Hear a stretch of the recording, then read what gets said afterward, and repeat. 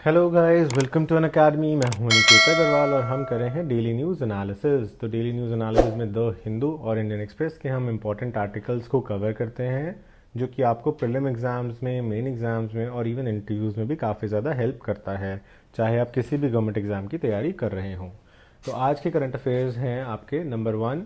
जो यूके की गवर्नमेंट है उसका एक फ़ैसला आया था कि वो हायर ब्रैकेट्स में इनकम टैक्स को भी कम कर रहे हैं, क्योंकि वहाँ पे जो इन्फ्लेशन है बहुत ज़्यादा है। अभी हमने यूरोप का भी इन्फ्लेशन डाटा देखा था जो कि 10% से ऊपर जो है जा चुका था, यानी कि डबल डिजिट्स में इन्फ्लेशन थी, जबकि ग्रोथ इतनी नहीं थी। और उसे हमें पता है कि एक नई सिचुएशन क्रिएट हो जाती है जिसे स्टैग इन्फ्लेशन या स्टैगफ्लेशन बोलते हैं, यानी कि आपकी इकोनॉमी तो स्टेगनेंट रहती है लेकिन इन्फ्लेशन बढ़ती जाती है।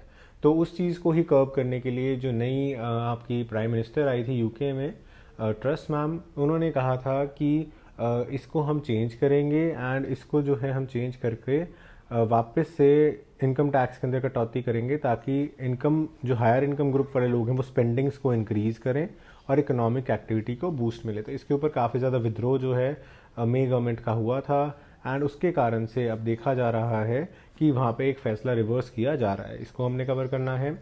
सेकंड है हमारे पास आफ्सपा। आफ्सपा का हमने एक मेंस का क्वेश्चन भी डिस्कस किया था, उसके ऊपर आप लोगों ने जो है आंसर्स भी लिखने थे। आई होप आप लोगों ने आंसर्स से अटेम्प्ट किया होगा, तो उसी को हमने रिवाइज करना है, क्योंकि अब नागा पीस पैक्ट के अंतर्गत 4 स्टेट्स जो नॉर्थ ईस्ट के हैं जहां आफ्सपा लगा हुआ है उसको हटाने की गुंजाइश नज़र आ रही है। नेक्स्ट हमारे पास है नोबेल प्राइज़। तो नोबेल प्राइज़ के बारे में जानेंगे और इस बार कौन से साइंटिस्ट हैं जिन्हें ह्यूमन एवोल्यूशन के लिए नोबेल प्राइज़ का पुरस्कार जो है वो मिला है। उसके बाद हमारे पास आ जाता है आर्मी से रिलेटेड एक करंट अफेयर, तो जो डिफेंस के बच्चे हैं उनके लिए काफ़ी इंपॉर्टेंट हो जाता है। लाइट कॉम्बैक्ट हेलीकॉप्टर, इसको इंट्रोड्यूस किया गया है आर्मी के अंदर। इसके बारे में हम डिटेल्स को जानने की कोशिश करेंगे। रोज़ की तरह हम एक प्रीवियस ईयर क्वेश्चन देखेंगे एमसीक्यू का, जिसको आपको अटेम्प्ट करना है और वीडियो के अंत में हम इसकी डिस्कशन करके उसका करेक्ट आंसर बताएंगे एंड लास्ट में होगा हमारा मेंस का question. So this was overview for today's video. So let's start. सबसे पहले देख लेते हैं आज का previous year question. The outstanding contribution to which one of the following field in Shanti Swarup Bhatnagar prize given. तो शांति स्वरूप भटनागर प्राइज की बात हो रही है, 2009 का ये क्वेश्चन है। आपको बताना है ये प्राइज किस फील्ड के लिए दिया जाता है। Number 1 is literature, number 2 is performing arts, number 3 is science and last is social services. इसको हम लास्ट में डिस्कस करेंगे, तब तक आप अपना आंसर जो है नीचे कमेंट सेक्शन में लिख सकते हैं।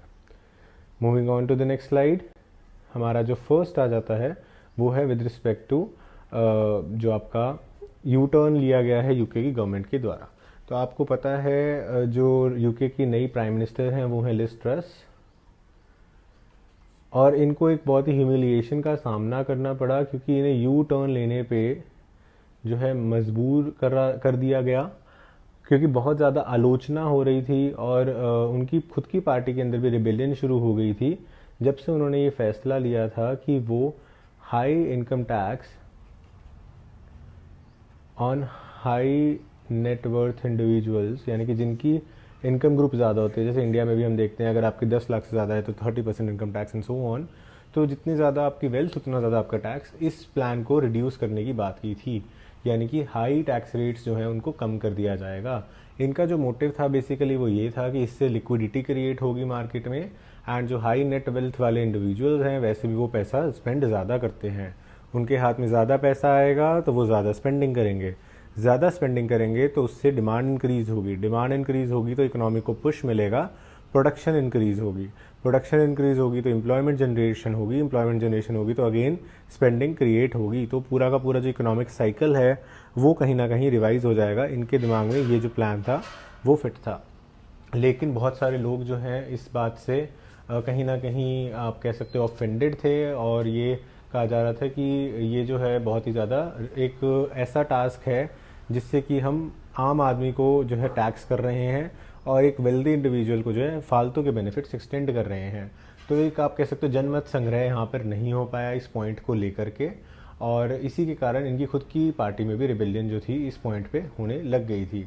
इस अनाउंसमेंट के बाद हमने देखा था कि यूके की स्टॉक मार्केट्स के अंदर भी और जो फाइनेंशियल मार्केट हैं, बॉन्ड मार्केट हैं, उनके अंदर भी एक टर्मोइल स्टार्ट हो गया था। उस टर्मोइल के अंदर भी लोग ये डिसाइड नहीं कर पा रहे थे और वहाँ पे जो है बहुत ज़्यादा फॉल हमें देखने को मिला मार्केट्स के अंदर। इसके कारण से इन्वेस्टर कॉन्फिडेंस जो था वो भी कहीं ना कहीं हिलने लग गया था। पाउंड और जो आपका डॉलर है उसका रेट ऑलमोस्ट बराबर सा आने लग गया था। और फिर बैंक ऑफ इंग्लैंड ने इंटरवीन करके जो है कहा था कि हम फाइनेंशियल मार्केट के अंदर भी इंटरवीन करेंगे। तो वो सारी की सारी जो टर्मोइल है उससे हमने देखा था इंडियन मार्केट्स के ऊपर भी इम्पैक्ट कर रहा था और मार्केट के अंदर एक डाउनफॉल हमें देखने को विजिबल हुआ था।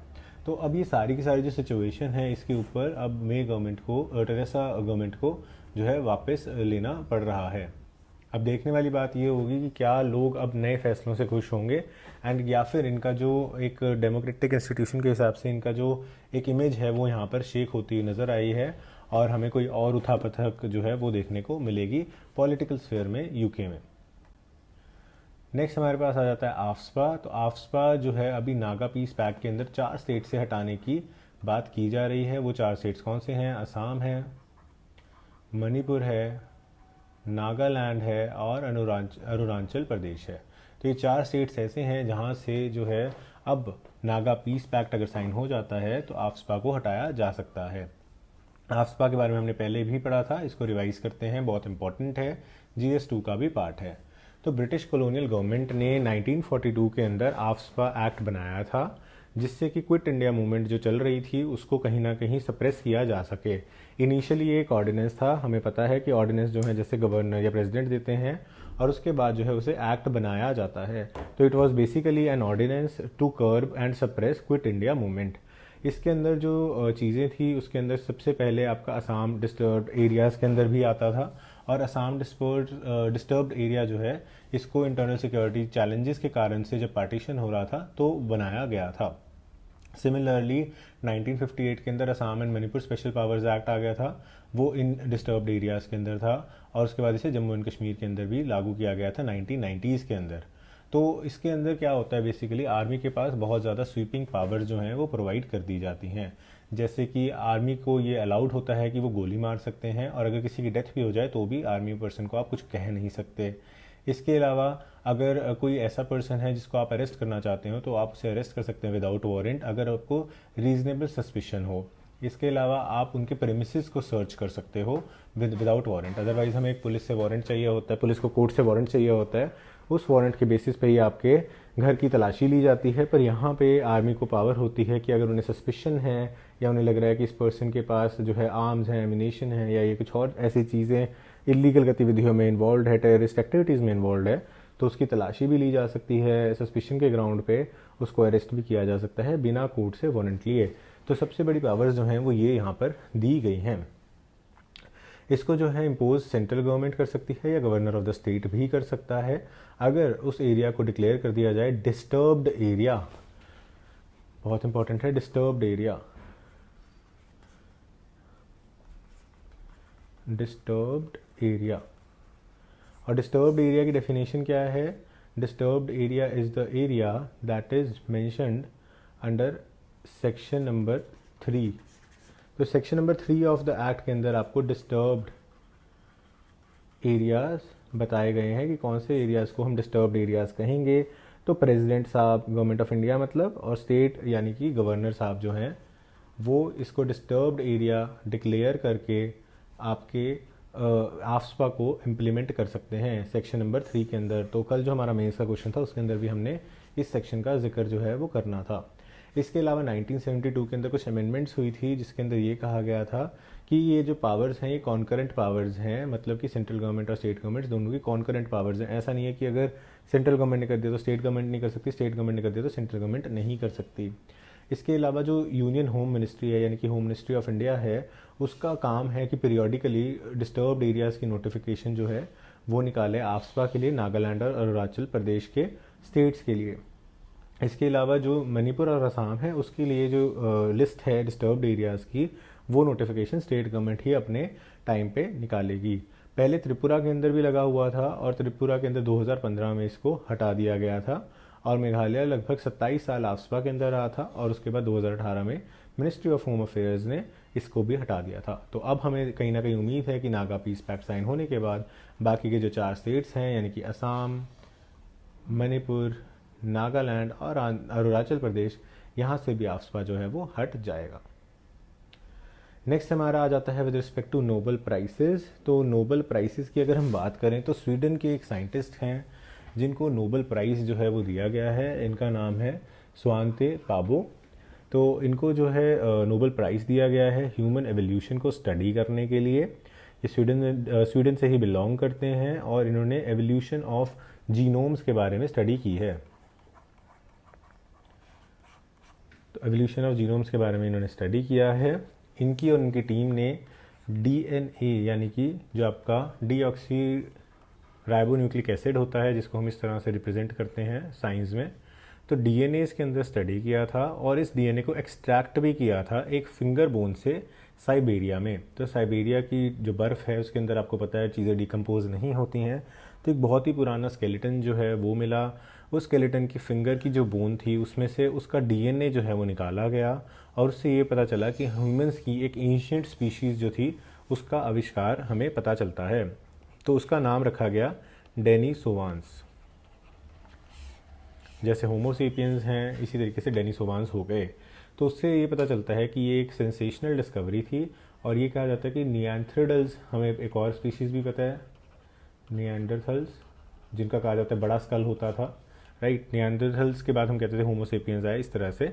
तो ये जो बीच की एक स्पीशीज़ हमें कहीं ना कहीं और पता चलती है और इससे ये पता चलता है कि ये जो दो ग्रुप्स थे शायद ये सिस्टर ग्रुप्स थे और ये स्प्लिट हो गए होंगे 6 लाख साल पहले।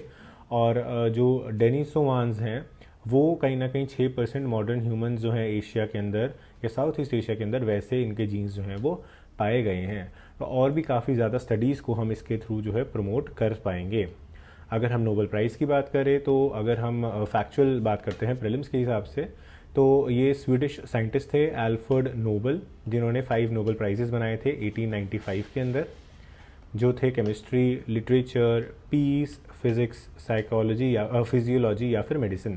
तो ये एक ही टर्म है, मेडिसिन के अंदर ही आता है, तो इनको भी मेडिसिन के अंदर ही बेसिकली आप कह सकते हो मिला है।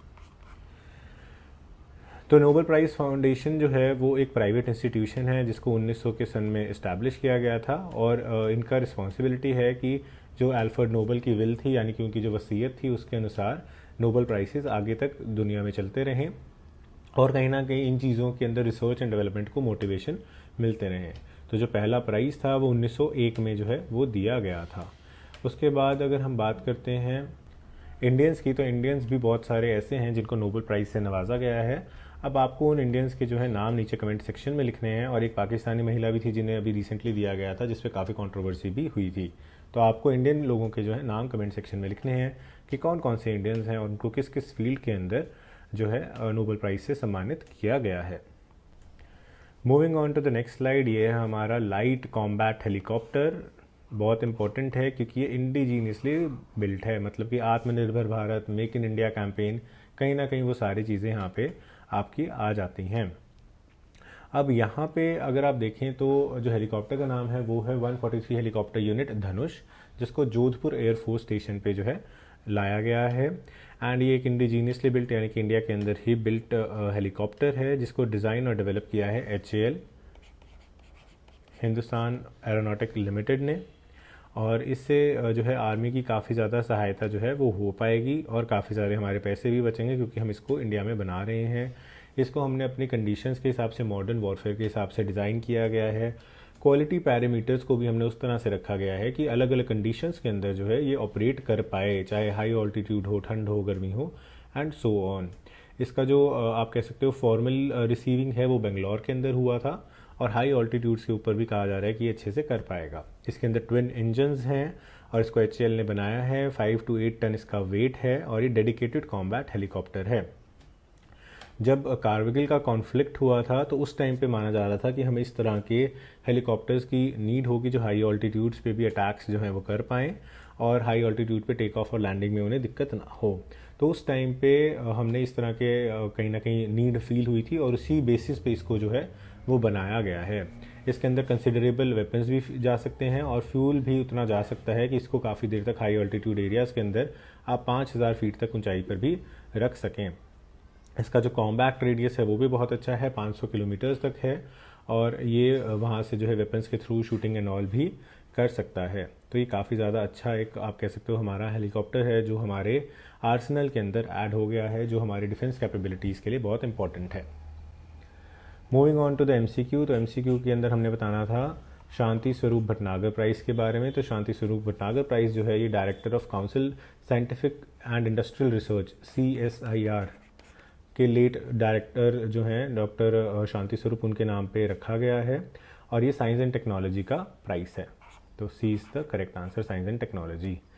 इसके अंदर आप अलग अलग साइंसेस को कवर करते हैं और 5 लाख रुपए का इसमें प्राइस मनी मिलता है, जैसे कि biological science, chemical science, earth atmosphere ocean science, engineering science, planetary science, mathematical science, medical science, physical sciences etcetera. तो सारी की तरह की साइंस की जो फील्ड्स हैं उन सभी को ये जो है कवर किया जाता है। एज इसमें अपर लिमिट रखी गई है 45, मतलब 45 से अगर आप ऊपर हैं तो आपको नहीं मिलेगा। इंडियन होना ज़रूरी है इस प्राइस को रिसीव करने के लिए। और अगर कोई OCI या PIO यानी कि ओवरसीज सिटीजन ऑफ इंडिया या फिर पर्सन ऑफ इंडियन ओरिजिन है तो उसको भी ये प्राइस जो है वो दिया जा सकता है, OCI PIO। ये इंपॉर्टेंट फैक्ट है क्योंकि यहाँ से आपका प्रीलिम का एक स्टेटमेंट जो है वो बन सकता है। Moving on to the next slide, हमारा मेंस का प्रैक्टिस क्वेश्चन की बात करते हैं। तो प्रैक्टिस क्वेश्चन के अंदर हम बात करेंगे आज NDMA की, नेशनल डिजास्टर मैनेजमेंट अथॉरिटी। यहाँ से हमें क्वेश्चन आ चुका है और हम इसे DNA में कवर भी कर चुके हैं और हमने शायद PIB में भी इसे कवर किया था। So recent measures initiated in the disaster management by the government of India departing from the earlier reactive approach 2020 में पूछा गया था। With reference to NDMA guidelines discuss the measures to be adopted to mitigate the impact of recent incidents of cloud burst in many places in Uttarakhand 2016 में पूछा गया था। तो इसके अंदर आपको पूरा NDMA एक्सप्लेन करना है, उसके अचीवमेंट्स, उसके अंदर वे फॉरवर्ड चीज़ें, उसके अंदर क्या प्रोविजंस लिए गए हैं। और यहाँ पे आपको स्पेसिफिकली क्लाउड बर्स्ट पूछा है तो आप इसको भी एक छोटे से पैराग्राफ में थोड़ा सा एक्सप्लेन कर सकते हो और क्या स्टेप्स इसको कर्व करने के लिए लिए गए हैं वो बता सकते हो। सो ये सब आपको लिखना है और आप क्वेश्चन को अटैम्प्ट करके नीचे कमेंट सेक्शन में डाल सकते हैं या टेलीग्राम ग्रुप पे भी मुझे भेज सकते हैं। सो आई होप आप इसको अच्छे से अटैम्प्ट कर पाएंगे। कोई डाउट हो तो आप नीचे कमेंट सेक्शन में वो भी पूछ सकते हैं। So with this we have completed the topic. I hope आपको वीडियो अच्छी लगी होगी। अगर अच्छी लगी तो लाइक, सब्सक्राइब एंड शेयर ज़रूर कर दीजिएगा ताकि इससे हमें मोटिवेशन मिलती रहे। अगर आप UPSC CSC की अच्छे से प्रिपरेशन करना चाहते हैं तो अब मैं रिकमेंड करूंगा आपको कि आप UPSC का अनअकैडमी का सब्सक्रिप्शन लें जनरल स्टडीज़ के लिए, जिसके अंदर आपको प्लस, आइकॉनिक और लाइट 3 वेरिएंट्स मिल जाते हैं। प्लस वेरिएंट के अंदर आपका फुल कोर्स रहता है।